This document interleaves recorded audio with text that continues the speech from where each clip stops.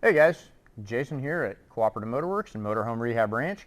Today we're talking about generators, brand new generator options that you can put in the GMC motorhomes, at least for the 26-foot coaches. This may not fit in the 23-foot coaches, or if you have a smaller generator compartment. But if you had an Onan 6000 generator and you're trying to replace it with something, this is an option. So what I have here is a brand new Cummins Onan 5500 watt generator. So I'm going to take the little cover off of it here. So that cover wasn't sitting quite right because I have some wires here, and I'm going to take the lid off of this. But when you install this in the coach, you would have it with this box on it, and this whole unit will just slip in. We have one installed in the coach. It's actually a 7,000 watt generator that we have installed in the coach right now, but it sits in the exact same casing. So you have an option of a 7,000 watt generator if you think you're going to need that. You're running a whole bunch of extra stuff, a couple of roof ACs and, a bunch of other, fans and whatnot. Then a 7,000 might be a good option that you can fit in the same spot that this one will fit. All right, so I'm going to set this part down, and I'm going to take this casing off. It's a little, I already have it unbolted, so. Okay, so it just comes off here. I'm going to set this down over here. Okay, so this generator is super simple to set up. It all inclusive. It's got its exhaust and muffler and everything all built into it. It's all like rubber isolated. The exhaust has its own springs and stuff. It's a very quiet generator. I'm gonna run it here in a second. You'll hear what it sounds like without any extra exhaust or anything installed. But it is gonna be quieter when you have the casing on it. But I don't have it set up to where I can bolt that casing down and have it rattling around because of the way I wired it, and I wanted to be able to showcase it because normally you'd wire it through the little hole that they have. So the wiring for this is very simple. It's just battery positive and a ground, and they're right here. So I mean, very simple, as long as you get your battery positive and your ground, that's all the power you need for getting this thing to run. Then you're going to have to hook up a fuel line over here. I believe it's a 1/4 inch or maybe a 5/16 fitting on the side. There's kind of 2 ports over there. One of them is almost like a fuel return or like a drain, I believe it is. I think that's just if the carb overfills, then it has a drain off spot. So the further back fitting for the fuel line, the smaller one, that's going to be the fuel supply. And then you've got your remote control wiring plug. You can get it with a quick disconnect fitting and a remote panel. I don't have the remote panel handy right now. I may have it in one of the coaches. I think we'll be able to get you guys some pictures of what that looks like. I'm going to be starting it with just the starter that's on it over here.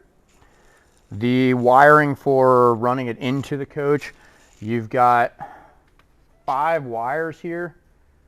So there's going to be a green wire, which is your ground. You've got 2 whites, which are your neutrals.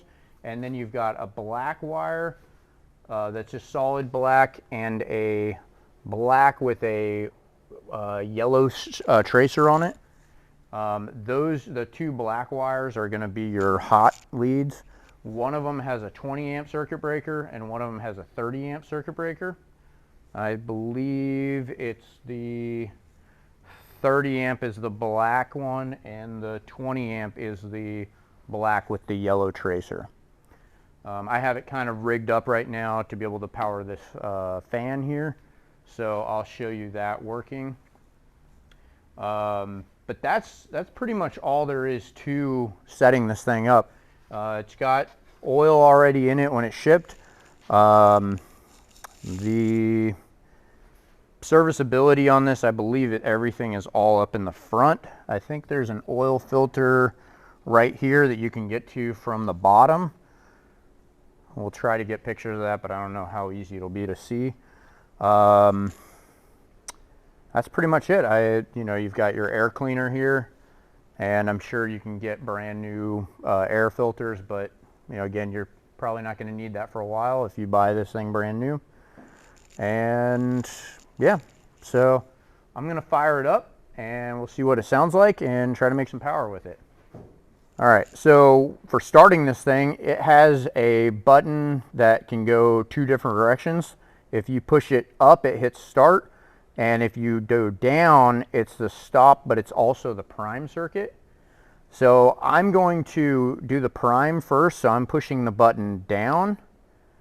You wait a couple of seconds, the light will light up.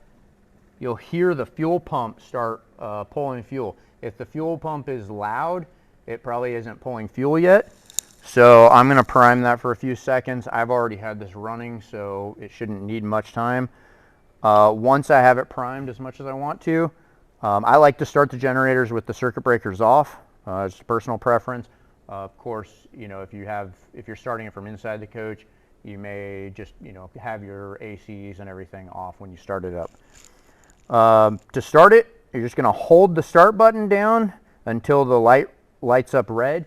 It does have a bit of a delay, so I'm going to push the button down, and it's going to be about, I don't know, 3 seconds, something like that, before it does anything. Sometimes you may even think that the batteries aren't hooked up or something like that. So I'm going to push it down now. It's depressed now. Fire it up.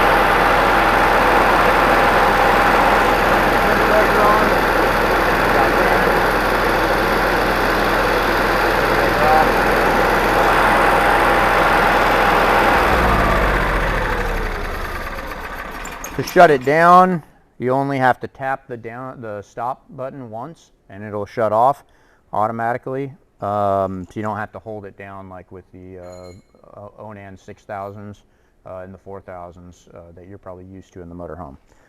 So that's pretty much this setup. There's not too much to it. A very simple unit. I don't know all the intricacies of it yet, because we've only installed one so far and we haven't done much with it yet, but it will fit in the compartment that your 6K will come out of, although you will have to take the batteries out of that compartment. It is a little bit wider than the Onan 6K setup. There is, for the exhaust, they have it comes with a small chunk. I'm going to grab it over here. So it comes with something like this, and you can put whatever exhaust exit you want. It has a couple of options already set up. This port right here is one if you put a 90 off of it. The exhaust, this piece is right down in here. So if you do a 90 there, it can come straight out here. That kind of hits our generator door, but you could angle it down, you could go out the back. There's a lot of different options there. You can also come out this port here, and you could go out this port, but that one would be shooting it inside the coach, so probably not the best option. So that's pretty much it for that. We will get some pictures and such of it in a GMC motorhome, so you can take a look at that.